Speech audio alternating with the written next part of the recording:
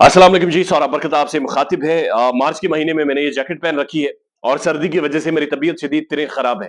ये कोई मजाक नहीं है, ये कोई एंटरटेनिंग नहीं है, ये इंटरेस्टिंग नहीं है, बल्कि ये तशवीशनाक सूरत हाल है, ये खौफनाक सूरत हाल है। क्योंकि पाकिस्तान ऐसा महसूस हो रहा है जैसे कुदरती आफात की लपेट में आ गया है और कुदरत बहुत सारी चीजों को फिक्स करने जा रही है पाकिस्तान के साथ। दुनिया भर के जो साइंसदान हैं, दुनिया भर के जो माहिर फल्कियात हैं, मौसमियात हैं, पाकिस्तान के हवाले से प्रिडिक्ट कर रहे हैं कि ईरान, तेहरान, टर्की और पाकिस्तान ये फॉल्ट लाइन के ऊपर है और इन तीनों कंट्रीज में शदीद तरीन जलजले आने वाले हैं। और शदीद तरीन जलजलों से मुराद यह है कि कोई कई सालों बाद नहीं, बल्कि आने वाले कुछ महीनों में, बल्कि कुछ हफ्तों में कुछ जगहों पर प्रिडिक्ट किया जा रहा है। जब आप गूगल पर जाकर सिंपल लिखते हैं कि पाकिस्तान में कब आफ्टर शॉक्स आए थे या जलजले का तसलसल क्या है, तो आपको महसूस होगा कि गुज़श्ता 19 घंटों में भी पाकिस्तान में झटके या आफ्टर शॉक्स महसूस किए गए हैं।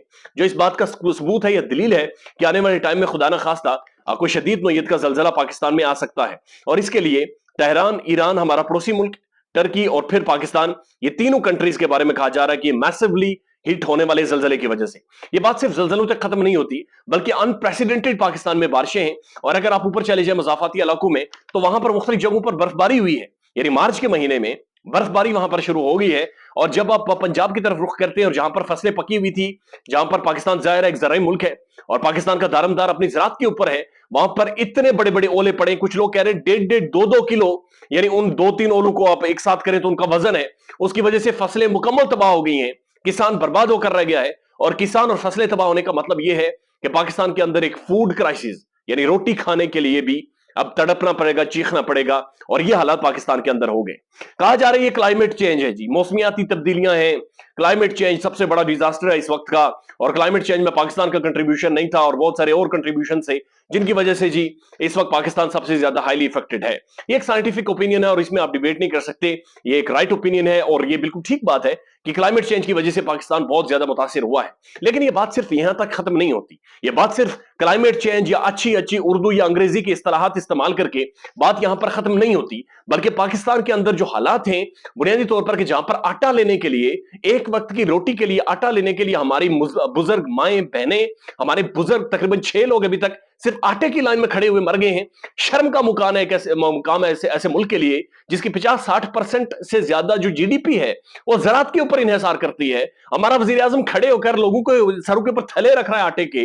ये शर्म आनी चाहिए, ये शर्म का मुकाम है। ये जुल्म है इस मुल्क के अंदर कि जहां पर middle class, lower middle class को आटा नहीं मिल पा रहा, बुनियादी जरूरियात के लिए यानी रोटी पकाने के लिए आटा लोगों को दस्तयाब नहीं है। उस मुल्क के अंदर ऐसी कुदरती आफात या तूफान नहीं आएंगे तो क्या होगा? उस मुल्क के अंदर जमीन नहीं कांपेगी, उस मुल्क के अंदर ओले नहीं बरसेंगे, बल्कि शुक्र करे पत्थर नहीं बरस रहे।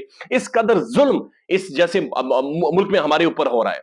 कितने गुज़श्ता तकरीबन 48 घंटों में 1600 लोगों को उठा लिया गया, पाकिस्तान में अगवा कर लिया गया है। उनका कोई सुराग नहीं है। अदालतें, जजेस 70-70, 80-80 लाख रुपए तनख्वाह ले रही हैं, लेकिन कोई इंसाफ नहीं कर रहा, कोई उनके बारे में नहीं पूछ रहा, कोई बाज पुरस नहीं है।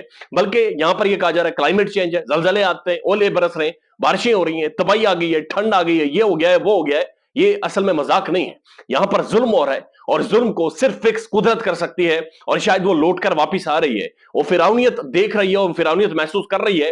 लिहाजा ये बहुत ज्यादा मुश्किल हालात आने वाले टाइम में बनते जा रहे हैं। सिर्फ इस चीज से अंदाजा लगा लीजिए कि रमजान का महीना है पाकिस्तान में, एक मार्केट का आप दौरा करें, मार्केट का सर्वे करें, हैरत होती है कि कोई भी बंदा कोई भी चीज खरीद नहीं सकता जिन प्राइसेस के ऊपर सेल की जा रही है। और ये सिर्फ इस तरह इस वजह से नहीं है कि मुल्क के अंदर महंगाई है, ये इस वजह से है कि जिसका जितना दाव लगा हुआ है वो उतना ज्यादा लूट रहा है। यकीन कीजिए, हसन निसार साहब का एक कुछ अल्फाज हैं जो मुझे हमेशा याद रहेंगे।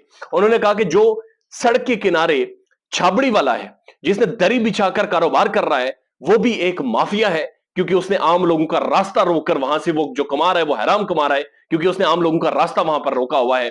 और इस मुल्क के अंदर जो फिरौनियत है, जो जुल्म है, जो महंगाई है, जो लोगों की तबाही है, जो आम लोगों का इस्तेसाल है, जो एक्सप्लॉयटेशन है पाकिस्तान की मिडिल क्लास और लोअर मिडिल क्लास की, और कुछ खानदान हैं जो इस मुल्क पर काबिज हैं, जो जुल्म जारी रखे हुए हैं, तो उसके बाद आप तवक्को रखें जलजले भी आएंगे, तवक्को रखें कि ओले भी बरसेंगे, आप तवक्को रखें कि यहां पर गैर मामूली बारिशें भी होंगी। और हम सब वाकईतन डिबेट कर सकते हैं, बातचीत कर सकते हैं। जनाब, क्लाइमेट चेंज है, क्लाइमेट चेंज की वजह से तबाहकारियां हो रही हैं, क्लाइमेट चेंज हमें मुतासिर कर गया। यकीन कीजिए, कोई भी मुतासिर नहीं कर सकता था, कुछ भी नहीं हो सकता था। सिर्फ जमीन पर इंसाफ करने की जरूरत थी, जो कि नहीं हो रहा। ख्याल रखिएगा अपना। अल्लाह हाफिज।